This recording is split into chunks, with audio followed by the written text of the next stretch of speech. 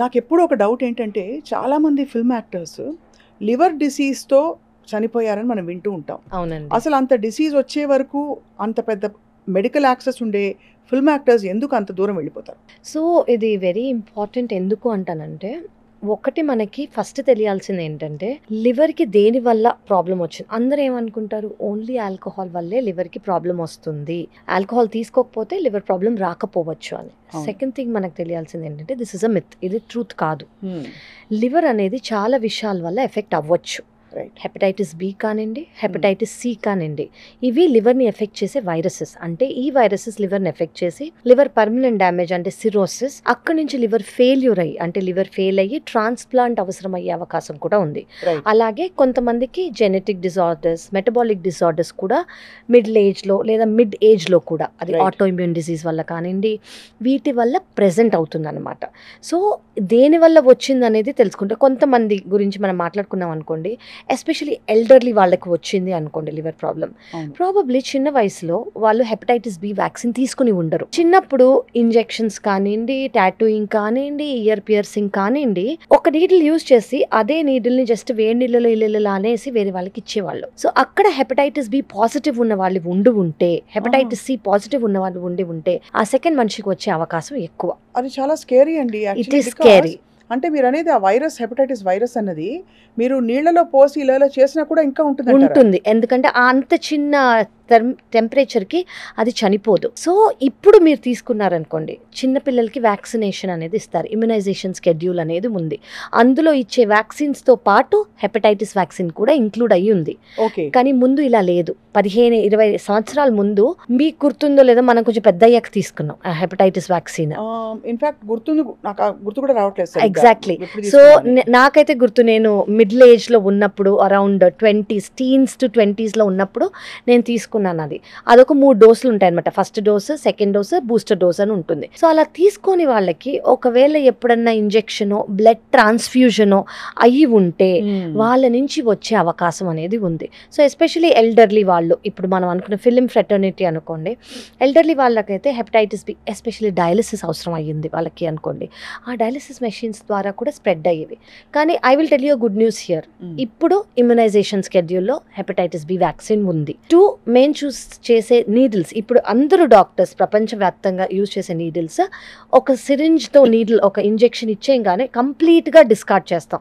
అది మళ్ళీ రీయూజ్ చెయ్యము. థర్డ్ థింగ్, బ్లడ్ ప్రోడక్ట్స్ ఏదైతే ఇస్తున్నామో, ఎవరైతే ఇస్తున్నారో వాళ్ళకి టెస్ట్ చేస్తాం అనమాట. Right. హెపటైటిస్ ఉందా లేదా, ఏ ఇల్నెస్ అయినా ఉందా లేదా అనేది చెక్ చేశాకే ఇస్తాము.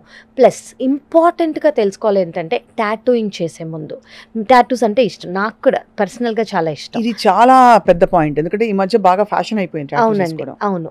సో ఇది అంతే, మీరు ఖచ్చితంగా చేయించుకోవచ్చు. కానీ మీ ముందు ఆ నీడిల్ ఓపెన్ అవ్వాలి. కొత్త సెట్ మీ ముందు ఓపెన్ చేయాలి. నీడిల్ అనేది ఫ్రెష్గా మీ ముందు ఓపెన్ చేసి ఉండాలి. అది మీరు చూడాలి మీ అంతటి మీరు. ఓకే, దే ఆర్ ఓపెనింగ్, ఒక కొత్త నీడిల్ మీ ముందు ఓపెన్ చేస్తున్నారు అనేది మీరు ఫస్ట్ చూసుకోవాలి. అది ఇయర్ పియర్సింగ్ అయినా టాటూయింగ్ అయినా. సో ఇవి బేసిక్ థింగ్స్. ఇలా పెద్దవాళ్ళకి వచ్చే అవకాశం ఉంది. హెపటైటిస్ బి కానివ్వండి, హెపటైటిస్ సి కానివ్వండి, బాడీ ఫ్లూయిడ్స్ లేదా బ్లడ్ ట్రాన్స్ఫ్యూషన్స్ లేదా డయాలిసిస్ వల్ల వచ్చి ఉండొచ్చు, రైట్. ఆల్కహాల్ కాకుండా. సో వీటి వల్ల వచ్చి ఉంటే, యాక్చువల్లీ సాడ్ న్యూస్ ఏంటంటే 80% ఆఫ్ ద లివర్ డిజీజ్కి సిమ్టమ్స్ అనేవి ఉండవు. ఓహో. సో నేను సజెస్ట్ చేసేది ఏంటంటే, ఎవ్రీ ఇయర్ ప్లీజ్ ఒక బ్లడ్ టెస్ట్, ఒక బ్లడ్ టెస్ట్, ఒక అల్ట్రాసౌండ్ స్కాన్ చేయించుకుంటే మీ లివర్ హెల్త్ ఎలా ఉందని మనకు ఆ బేసిక్ ఇన్ఫర్మేషన్లో అంటే అర్థమవుతుంది. మనకి మీరు అనేది హెపటైటిస్ బి సి ఉంటే కూడా మీరు స్కాన్ లో కూడా తెలిసిపోతుంది. స్కాన్లో బేసిక్ ఇన్ఫర్మేషన్ వచ్చేస్తుంది. లివర్ షేప్ మారిపోతుందా? లివర్కి ఫ్యాటీ లివర్ ఉందా అని తెలుస్తుంది. ఇవన్నీ గ్రేడ్స్లో, అంటే ఇప్పుడు ఫస్ట్ ఫ్యాటీ లివర్ నుంచే సిరోసిస్కి వెళ్తుంది, లేదా ఫస్ట్ జాండిస్ వచ్చే ఫెయిల్యూర్కి వెళ్తుంది. సో మనకి బేసిక్ ఫెయిల్యూర్ కానివ్వండి, లివర్ సైజ్ చేంజ్ కానివ్వండి, లివర్కి బ్లడ్ ఫ్లో ఎలా ఉంది కానివ్వండి, అవన్నీ ఒక బ్లడ్ టెస్ట్లో, ఒక అల్ట్రాసౌండ్ స్కాన్లో బేసిక్ ఇన్ఫర్మేషన్ తెలుస్తుంది. మనకు అందులో డౌట్ ఉంటే మేము వేరే టెస్ట్లు అడుగుతాం. లేదు అందులో మాకు బాగానే ఉంది అని అనిపించింది అనుకోండి, వి విల్ సే ఓకే మళ్ళీ. కానీ as a matter of fact, please every year checkup అయితే చేయించుకోవాలి. అసలు హెపటైటిస్ లో ఎన్ని రకాలు ఉంటాయి? ABC. ఎస్ అండి. జాండిస్ అన్నది ఏది? జాండిస్ అంటే ఏంటంటే లివర్ సెల్స్లో ఇన్ఫ్లమేషన్, లివర్ సెల్ డెత్ అయ్యి జనరలీ ఈ ఇన్ఫ్లమేషన్, ఈ హెపటైటిస్ అనేది చాలా రీజన్స్ వల్ల వస్తుంది. ఒక ఇల్నెస్లో కూడా అంటే బాడీలో లివర్లోయే కాకుండా వేరే ఆర్గన్లో ఇల్నెస్ ఉన్నా కూడా లివర్ సెల్ ఇన్ఫ్లేమ్ అయ్యి జాండిస్ రావచ్చు.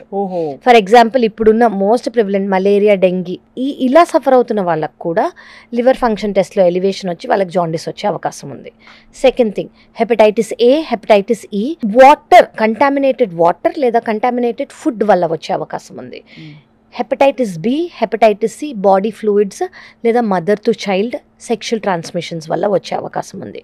ఆటో ఇమ్యూన్ హెపటైటిస్ అంటాం. ఆటో ఇమ్యూన్ హెపటైటిస్ అంటే జనరలీ మన ఇమ్యూనిటీ ఏం చేస్తుంది, బేసిక్లీ మనకి ఏమీ కాకుండా మన ఇమ్యూనిటీ మనని కాపాడుతుంది. అదే ఇమ్యూనిటీ చాలా యాక్టివ్గా ఉందనుకోండి మన లివర్ సెల్స్ మీద యాక్ట్ చేస్తుంది. సో దీన్ని ఆటో ఇమ్యూన్ హెపటైటిస్ అంటాం. ఇందులో 2 రకాలు ఉన్నాయి, చాలా రకాలు ఉన్నాయి. కానీ మిడిల్ ఏజ్డ్ ఉమెన్లో PBC లేదా PSC అనే కండిషన్స్లో ప్రెజెంట్ అవ్వచ్చు. అంటే మీరు అనడం ఏంటంటే మనం ఏ తప్పులు చేయకపోయినా కొన్ని కండిషన్స్ వల్ల, అంటే ఆల్కహాల్ తాగకపోయినా, నీడిల్స్ తో అంటే ఎక్స్పోజ్ అవ్వకపోయినా, కరెక్ట్ అండి, బాడీలో ఉండే సహజమైన ఇమ్యూనిటీ రిలేటెడ్ ఇష్యూస్ వల్ల ఒక కైండ్ ఆఫ్ హెపటైటిస్ వచ్చే అవకాశం ఉంది. సో ఇది మీరు ఎందుకు లివర్కి సిమ్టమ్స్ జనరలీ అడ్వాన్స్ స్టేజ్ వరకు ఉండవు కాబట్టి మీరు చేసుకునే హెల్ప్ ఏంటంటే వన్స్ ఎ ఇయర్ ఒక బ్లడ్ టెస్ట్, ఒక అల్ట్రాసౌండ్ చేయించుకోవడం. సో ఈ మామూలుగా పచ్చకామెర్లు అంటారు, అంటే కళ్ళు కూడా పచ్చగా మారిపోతాయి. అవునండి, అది ప్రెవలెంట్ గా అందరిలో చూడంగానే కనిపించిపోతుంది. యాజ్ హెపటాలజిస్ట్ మీరు చూసి అవునండి. సో ఇవి వార్నింగ్ సైన్స్ అంటాం మేము. 7 to 8 వార్నింగ్ సైన్స్ ఉంటాయన్నమాట. లివర్ ఎఫెక్ట్ అయింది అంటే మాకు తెలిసిపోతుంది. ఎప్పుడు మనకి yellow colour of the ice అంటే పచ్చగా కళ్ళు కానివ్వండి, పేషెంట్కి ఇంకోటి కూడా తెలుసు, యూరిన్ పచ్చగా ఉంది అని కూడా తెలిసిపోతుంది వాళ్ళకి. ఇది ఎప్పుడు అంటే బిలిరుబిన్, అంటే లివర్ ఫంక్షన్ టెస్ట్లో బిలిరుబిన్ 3 కన్నా ఎక్కువ ఉంటే, జనరలీ 3 కన్నా తక్కువ ఉంటే కళ్ళల్లో తెలీదు, యూరిన్లో తెలీదు, వేరే ఎక్కడ బాడీ పార్ట్లో కూడా తెలీదు. అసలు ఎంత ఉండాలి? నార్మల్ అంటే కొన్ని ల్యాబ్స్ ప్రకారం డిఫరెంట్ ఉంటుందండి. 1 to 1.2 కన్నా తక్కువ ఉంటే దీన్ని నార్మల్ అని అంటాము. ఎక్కువ బిలిరుబిన్ వస్తుంది బాడీలో అంటే ఏంటి అర్థం? జాండిస్ ఉంది అని అర్థం, లివర్ ఇన్వాల్వ్ అయిందని అర్థం. దానివల్ల మనం దేనివల్ల అని మేము లివర్ ఫంక్షన్ టెస్ట్ చూసి ఇది ఆటో ఇమ్యూన్ అయ్యి ఉండొచ్చు, ఇది వైరల్ హెపటైటిస్ అయ్యి ఉండొచ్చు, ఇది సిరోసిస్ అయ్యి ఉండొచ్చు, ఇది పర్మనెంట్ లివర్ డ్యామేజ్ అయ్యి ఉండొచ్చు, ఇది ఫ్యాటీ లివర్ అయ్యి ఉండొచ్చు అని మేము ఆ లివర్ ఫంక్షన్ టెస్ట్ చూసి దానికి ఒక డెఫినిషన్ మాకు అర్థమైపోతుంది అనమాట. ఇలా ఉంటే ఇది అనేది అలా మాకు లివర్ ఫంక్షన్ టెస్ట్లో అర్థమైపోతుంది. రైట్. సో అయితే మరి మీరు అనేది ఫుడ్ హ్యాబిట్స్, లైఫ్ స్టైల్ వీటితో నిమిత్తం ఉండే హెపటైటిస్లో అవునండి, కొన్ని అనుకోకుండా మనమే వెళ్ళి ఎక్స్పోజ్ అయ్యి నీడిల్స్, బ్లడ్ ట్రాన్స్ఫ్యూజన్స్ ఇటువంటి వాటికి వల్ల వచ్చేదోటి. ఇంకొక కైండ్ ఆఫ్ హెపటైటిస్ మనం ఏం చేయకుండానే నార్మల్ గా అన్ని బానే ఉంది కదా అని అనుకుంటూ కూడా ఒకలాంటి హెపటైటిస్ వస్తుంది. అవునండి. ఇవన్నీ కూడా రివర్సిబుల్, క్యూరబుల్, ట్రీటబుల్ అంటే ఏం చెప్తారు? 1 by 1. ఇప్పుడు ఫర్ ఎగ్జాంపుల్ ఆల్కహాల్ వల్లే వచ్చింది అనుకోండి. ఆల్కహాల్ అనేది చాలా ఇంపార్టెంట్ అండి. ఎంత తీసుకున్నారు, ఎన్ని రోజులుగా తీసుకున్నారు అనేది చాలా ఇంపార్టెంట్. ఓకే, అది ఫస్ట్ థింగ్. ఫస్ట్ మీరు నా దగ్గరకు వచ్చినప్పుడు జాండిస్తో వచ్చారా, వీక్నెస్తో, సిమ్టమ్స్ అనేవి చాలా మందికి ఉండదు. వాళ్ళ ఫ్యామిలీనో ఎవరో కళ్ళు పచ్చగా అయ్యాయనో, సరిగ్గా ఆకలి లేదనో, సరిగ్గా తినట్లేదనో, షర్ట్ లూజ్ అవుతుంది వాళ్ళకి, షర్ట్ కానివ్వండి, బ్లౌజ్ కానివ్వండి లూజ్ అయ్యి ఏమవుతుందంటే వాళ్ళు షర్ట్ కానివ్వండి, బ్లౌజ్ కానీ వేసుకుంటే లూజ్గా ఉంటుంది అనమాట. అదొక మజిల్ వేస్టింగ్ అంటాం మేము, లివర్ డిసీజ్కి సిమ్టమ్. సెకండ్ థింగ్ ఏంటంటే కళ్ళు పచ్చగా ఉండటం, యూరిన్ అనేది ఎల్లోగా రావటం. థర్డ్ థింగ్ ఏంటంటే వీక్నెస్, చాలా ఫెట్టిగా, చాలా నీరసంగా ఉండటం. చాలా మంది ఇది లివర్కి అని అనుకోరు, ఏదో పని ఎక్కువ చేశానో, సరిగా నిద్రపోలేదనో, న్యూట్రిషన్ సరిగా తీసుకోలేదనో అనుకుంటారు. కానీ ఫెట్టిగా అంటే అర్థం కాని నీరసం అనేది లివర్కి ఒక మేజర్ సిమ్టమ్ అనమాట, లివర్ ప్రాబ్లమ్కి ఒక మేజర్ సిమ్టమ్. ఫోర్త్ థింగ్ ఏంటంటే ఎల్లో యూరిన్ రావటము.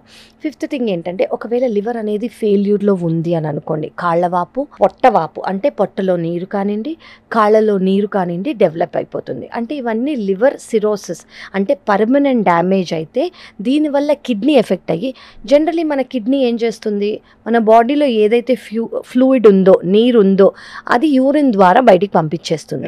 కానీ లివర్ వల్ల ఒకవేళ కిడ్నీ ఎఫెక్ట్ అయింది అనుకోండి, ఈ నీరు బాడీలోంచి బయటికి వెళ్లకుండా కాళ్ళల్లోకి పొట్టలోకి చేరుతుంది. అదే అడ్వాన్స్గా ఉందనుకో కొంతమందికి లంగ్స్లో కూడా చేరుతుంది అనమాట. సో ఇది అన్ని liver symptoms, liver failure symptoms. So 80% మందికి ఏమీ ఉండదు. కొంతమందికి ఉండేది ఏంటి అంటే నీరసం, లేదా జాండిస్ ఉంటే ఎల్లో కలర్ ఐస్, యూరిన్, లేదా రైట్ సైడ్ ఆఫ్ ద అబ్డమిన్లో కొంచెం డిస్కంఫర్ట్, ఏదో ముట్టుకుంటే కొంతమందికి లివర్ పాల్పేట్ అయినట్టు ఏదో ఉంది నా పొట్టలో రైట్ సైడ్కి ఏదో ఉందనో తగులుతూ ఉంటుంది. కొంతమందికి డిస్కంఫర్ట్, నొప్పి అనటం కన్నా డిస్కంఫర్ట్, ఏదో ఇబ్బందిగా అనిపిస్తుంది ఖచ్చితంగా. ఇంకోటి మజిల్ వేస్టింగ్, అంటే షర్ట్ లూజ్ అవ్వటమో, వాళ్ళ మజిల్స్ అనేవి ముందు ఉండే సైజ్ కన్నా తక్కువ అవటమో, ఇది చాలా కామన్గా చూస్తారు.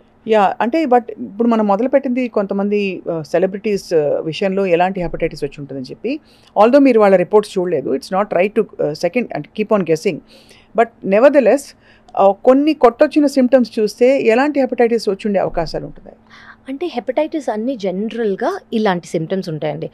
నేను ఇందాక చెప్పినట్టు ఎల్లో ఐస్ కానివ్వండి, మజిల్ వేస్టింగ్ కానివ్వండి, కొంతమందికి ఫ్యాటీ లివర్ ఎక్కువ అయితే pigmentation of the neck area కానివ్వండి, అండర్ ఆర్మ్స్ కానివ్వండి, ఇవన్నీ కామన్.